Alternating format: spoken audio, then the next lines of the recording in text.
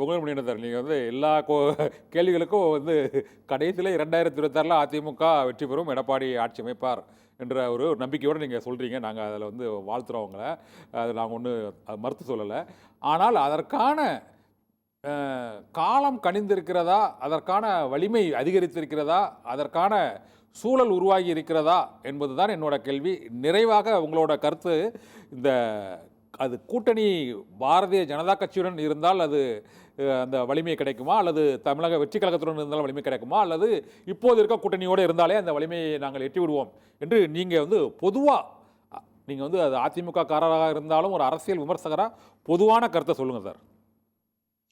Sir, அதாவது நீங்க கூட்டணி விஷயத்துல அதிமுக தெளிவா இருக்கு. இப்ப எல்லாருமே இதுல வந்து சந்தேகத்துக்கு பார்க்கணும். நான் மீண்டும் மீண்டும் தொலைக்காட்சி போய் உங்கள்கிட்டையும் சொல்றேன், நம்ம தொலைக்காட்சி அதே சொல்றேன், பாஜகவோடு நிச்சயமாக கூட்டணி இல்லை. இல்ல, ரைட், எந்த மாட்டுக்கிறதும் இல்லை. ஓகே, ஒரு வரி உறுதியா இல்லை. அதை மறந்துருங்க.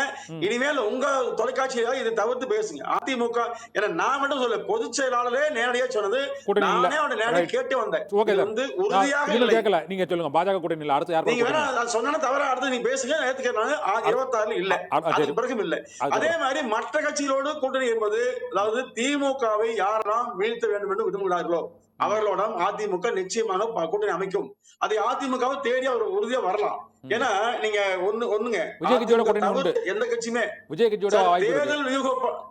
தேர்தல் வியூக அமைப்பு என்றவரோ அவங்க போல ஊடகங்கள் சொல்லுகின்ற கருத்துக்களை வைத்துக் கொண்டெல்லாம் 20% 30% வாக்கு வரை கிடைக்கும் அவர்கள் சொன்னா அதை ஒட்டி எல்லாம் நிச்சயமாக நம்ம தேர்தல் வாக்கு வாங்க முடியாது.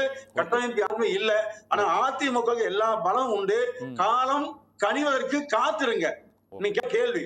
அதே மாதிரி தேர்தல் கூட்டணி வியூகத்தை நிச்சயமாக அதிமுக பிஜேபி திமுக அல்லாத கட்சிகளை கொண்டு இணைக்கும். யாரெல்லாம் திமுக வேண்டாம் என்று விரும்புகிறார்களோ, யாரெல்லாம் பிஜேபியோடு சேரக்கூடாது என்று சொல்கிறார்களோ, இந்த இரண்டும் சேர்ந்த ஒரு அணியாக அதிமுக அமைக்குங்க. பிஜேபி வேண்டாம், திமுக எப்பவும் இல்ல, அப்ப இரண்டு வேண்டாம்.